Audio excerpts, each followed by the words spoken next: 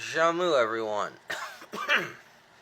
I've not made a video all week. I'm a little tied up. This video is being made under duress. I am being held hostage. These are the terms of negotiation. Anyways, I'm not making videos because I've got something going on with my tooth, abscess for the last 3-4 days. So I figured this would be a perfect time for us to talk a little Mesopotamia demon, a little Mesopotamia magic here. Did y'all know in Mesopotamia, your toothaches, all that, your abscesses, your jaw problems, they're caused by a worm. The king worm. It is a little worm. Crawls in your nose, goes down into your mouth, and sucks on your teeth. That's what they believed. That's who is attacking me right now. And this is a hostage video. And the terms of my release, maybe I figure if I talk about him, he'll be so glad and he'll leave. So we're gonna talk about, there's an incantation we find that also kind of tells the mythos of the legend of the worm. So I'm gonna read the translated English version for y'all. I'm not gonna get into the Mesopotamian side of it, but I'm gonna read this to y'all, and we're gonna talk a little bit about this incantation. Incantation for a tooth which hurts. When Anu and Enlil had created heaven and earth created the rivers created the canals created the marsh created the worm went before Shamash and stood forth and said, "What wilt thou give me for my food? What wilt thou give me for my sucking?" Then Shamash answered and said, "I will give thee dried figs and dates." The worm answered and said, "What are dried figs and dates to me? Lift me up and set me down among the teeth and the gums. I will suck the blood of the tooth, and I will eat of the roots thereof." Then Shamash opened his mouth and spoke this command: "This incantation shall bind, shall chase out, shall drive away the worm from the tooth of the man." With this plant you recite the incantation. If a man's tooth aches, you apply this drug to his tooth. The drug is as follows. You mix the root of this plant in beer. You grind a labtu plant and mix it with water. You place it upon the mouth of the tooth, and for 3 to 7 days he shall keep it there. If he does not cease from swelling, you say as follows: "May this plant cause the worm to depart from the tooth of the man."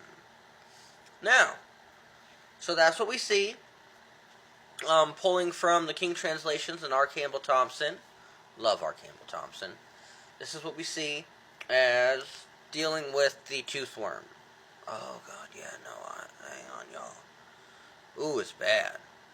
So, there's a term in here, might be confusing for some people.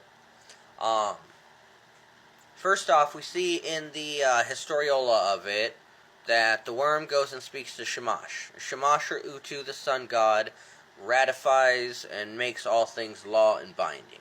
So the worm was like, "Hey," and Shamash is like, "No," and the worm's like, "This is what I would like." And Shamash is like, "If this is going to happen, then I shall give man a way to deal with it." And that was signed, sealed, delivered, it's ours. So we have the historiola, and then we have the, with this plant, you recite the incantation. So it says to mix the root of the plant in beer, grind labtu plant, and mix it with water. Now, labtu is a word that's not really translated very well in the King Tablets, but from what I know of Mesopotamian herbs, from what I know of treatments in the ancient Near East, and from what I know of this stuff, it's most likely that a labtu plant is asafoetida. And I probably fucked that saying up, but I'm missing a tooth and my jaw hurts. Asafoetida is most likely the herb. It is known to be something that helps with tooth pain. Now, as far as the root was probably licorice root. Occasionally, you could also see willow, or, because we were in the ancient Near East, tamarisk root. All three of these are also known to have analgesic properties. This information of what the lobtu plant is, this may not be known by the Ashipu, but they may go talk to the Ashu, who are more of the prescription doctors. So the Ashipu would speak to the afflicted. He would know of the incantation, and then he would go to the Ashu, and he would say, "This is what is going on. I require the lobtu plant." And then the Ashu would be like, "I know what that is. We're going to mix asafoetida and licorice root together, and then you're going to mix it with beer and water and mash the herbs together." So they would know what the practical, physical parts that we're messing with are. And then it would be on the Ashipu to say the incantation afterwards if these things didn't work. So you would place this directly on the tooth or the gum for 3 to 7 days. The Ashipu would recite the incantation.